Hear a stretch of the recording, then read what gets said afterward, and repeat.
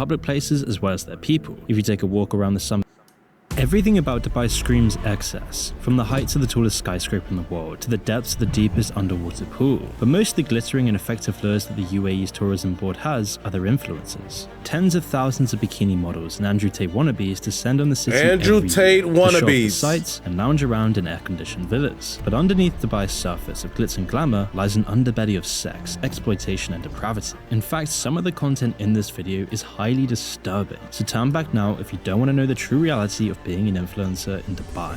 Andrew Tate Dubai is known around the world wannabes for its cleanliness, both their public places as well as their people. If you take a walk around the sun-baked streets, you'll see it's clear of litter and no crime to be seen, enforced by the highly strict religious laws and the lengthy prison sentences for criminals. Every other week there's headlines about some Westerner getting arrested for having drugs in their system, or even having CBD in their car, showing affection in public or criticizing the government. It's not an atmosphere you'd expect to match up with influencers in bikinis, but the UAE makes an exception for them. It's a small glimpse of the hypocrisy that underlines this whole city. While the 90% of the UAE's population are migrant workers, and the other native citizens lower down the ladder who have to obey these laws or else, as always, there's a whole other world for the wealthy and powerful. These are the people who, in their own narrow view of the world, have already got anything and everything they want. Whatever they desire can be met with a click of a finger. Whatever food they want, whatever mansion they want to live in, and whatever they want to do. All of their wishes can be arranged for just a tiny fraction of their almost unlimited oil wealth. The people and world around them have been quantified and given a price. That's fire. So where can they go from here? What other experiences are there left to explore? Well, it's no wonder they've been indulging in their darkest and most deranged fantasies yet. You can get an idea of where we're going from these messages sent to influencers who appeared in Love Island, a reality TV show in the UK. Tyne Lexi, a model from the show, woke up one day to see a weird DM from a man from Dubai. He offered her £20,000 for dinner and some drinks. You can understand what the implications were there. She was only I'm not pretty good when it comes to like currency in different countries, but £20,000, I'm guessing, let's say dollars, just to take a bitch out for some food and drinks? Oh, hell no. Niggas is smoking crack. I don't give a fuck how rich I am. I don't give a damn. Ain't no goddamn way I'm spending all that money on a date. Not doing it. Like if you're not gonna be around me because you genuinely want to be around me, then fuck you. Respectfully. 19 at the time of the message. A couple years later, after she'd been on Love Island, an agency which said they represented a client in Dubai offered her £50,000 for 5 nights in the city. Included in the offer was a non-disclosure agreement, practice in this new wave of propositioning in sex tourism. Tyne Lexi then stated that But I'm sorry to keep pausing it, but you must be some type of super saiyan simp or some super lame ass nigga that you have to spend $50,000 just to get a chick to hang out with you. Like, I don't get it.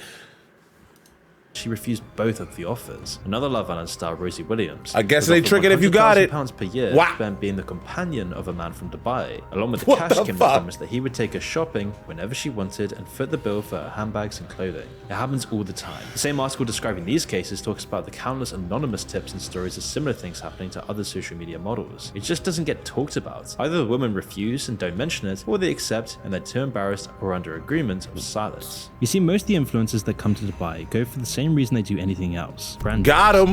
Got 'em. currency, which fuels the whole industry. Influencers are only as valuable as the amount of people they can convince to buy your product. So when companies with massively overinflated marketing budgets are looking to appeal to a younger audience, they're an easy solution. It's this path that the makeup brand Tarte went for, shipping 50 influencers and their plus ones to an all-expense paid trip to Dubai. Footage from the event showed that each influencer was given their own luxury apartment and business class flights to and from the home country. The flights alone cost tens of thousands of dollars each. Add in shopping sprees and luxury restaurants, and you can get a picture that there was more to this than simple marketing. It didn't help that in their promotions, lots of the influencers didn't even know the name of the brand they were shilling. Apart from being completely out of touch with real life, there was definitely something else going on. Tarte's CEO stated that they don't do traditional marketing, and instead they spend their budget on building relationships and building up communities. In this case, they were probably building up a relationship with the UAE's Tourism Council and the limitless funds. For the biggest influencers, they don't have to worry about anything.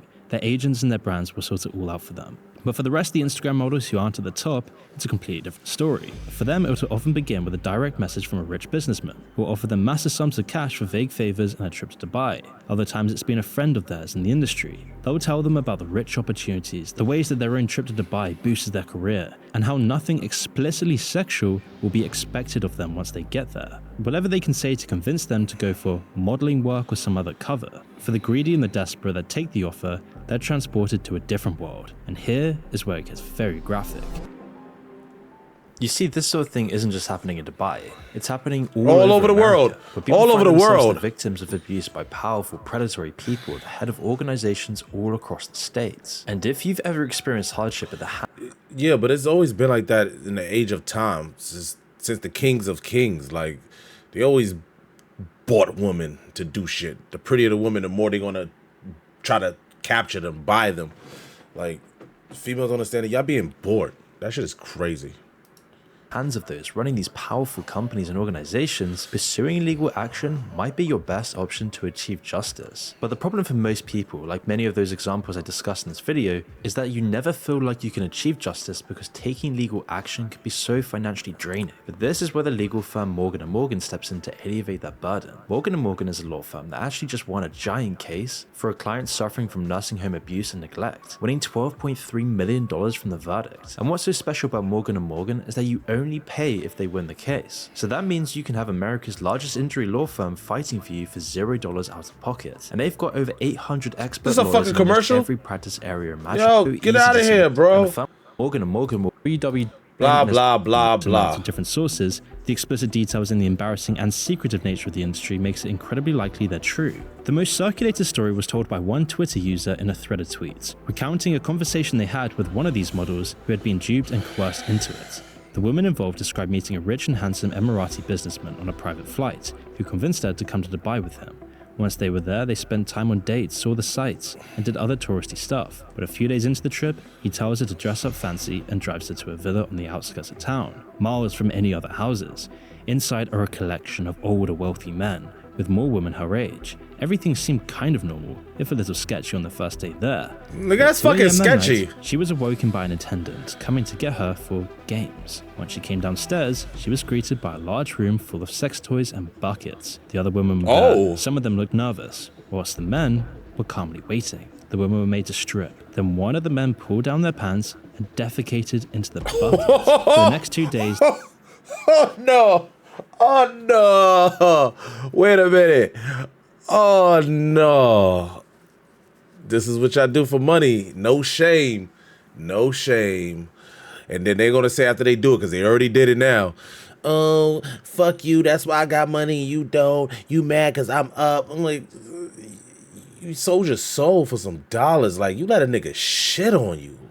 Get the fuck out of here. Like they all engaged in sexual acts, often involving the use or consumption of what is in the buckets. Obviously, lots of what's in the bucket, huh? Immediately, but they had been promised $50,000 if they lasted the 2 days. They taking a bucket. If they left, they would be without their personal belongings in the middle of nowhere in a very foreign country. So nearly all of them chose to stay. It's stories like these that give a glimpse into the true reality of being an influencer or a model in Dubai. It's in stark contrast to the clean, idyllic pictures you see on their feeds. Instagram and social media in general is a showcase of the results, not what they had to do to get there. The cars and the clothes and the holidays might look incredible, but you'll never know the lengths some people have gone to get there. Would a Chanel bag really be worth going through that? And in some cases, you can't blame the people for doing this. If they've been duped or threatened into it, or if their situation is desperate enough to where they have no choice, it's an awful decision for them to make. But for others, I'm sorry, the only way I'm giving any woman a pass on this shit, and I'm just being honest, right? If you gonna do some John Q shit, or like, you know, your child is sick and you ain't got the money to pay for his heart surgery, or something where you really need the cash now and you gotta really degrade yourself in order to get it because it's the only way without harming anybody, maybe I'll give that a pass. But other than that, bro, if you're doing it just because you want money, then you ain't got no fucking, shame on you. Shame on you.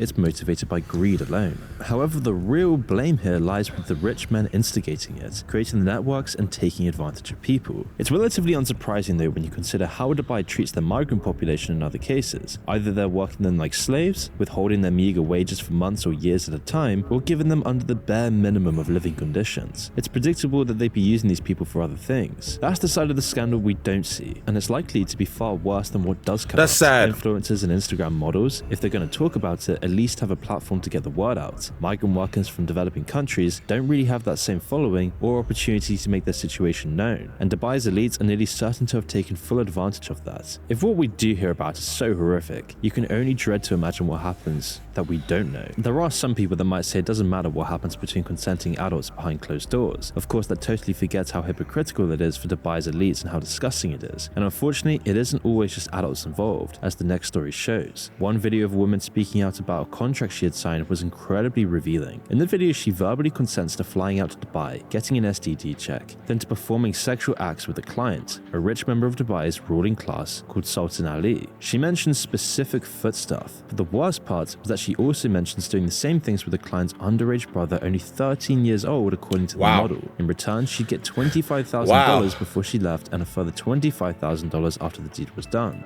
You know what's so crazy? It's like them giving her $25 out their pocket just to do some crazy shit. And then he got his little brother's dick wet. He said, yo, it's done for you to be a man.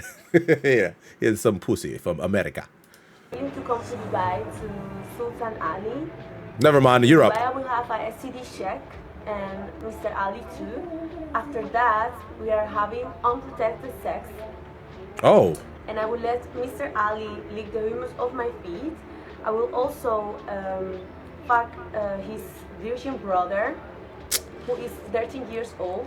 Why can't my nigga lose his virginity the right way?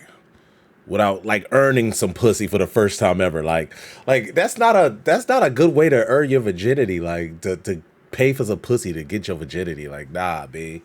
Few of these kinds of videos have ever been leaked, but it's likely to become common practice. There could be tens of thousands more out there, and it's doubtful that these men would even need the video or the contract for legal reasons. Dubai's legal system is so biased against migrants and foreigners compared to the ruling classes that nothing would ever happen, even if they did get caught somehow. Corruption runs deep, and being connected and a part of the powerful means you're not going to be punished by them. Instead, it's probably meant as a power play and a verification. It matches up with a former flight attendant mentioned in a story on the scandal. In her post on TikTok, she went into all the gory details about her conversations with Instagram models and influencers on their way to Dubai. One woman she spoke to in first class had taken her notice because she was eating tons of oatmeal and yogurt, while she kept talking about getting more fiber in her diet. When the flight attendant took the bait and asked why, she was happy to tell her. And now this far in, you can guess what she did. Oh, so she could take a shit. All the fiber was for indecent acts that she was going to perform on a rich client from Dubai. After it was done, she would be paid £20,000.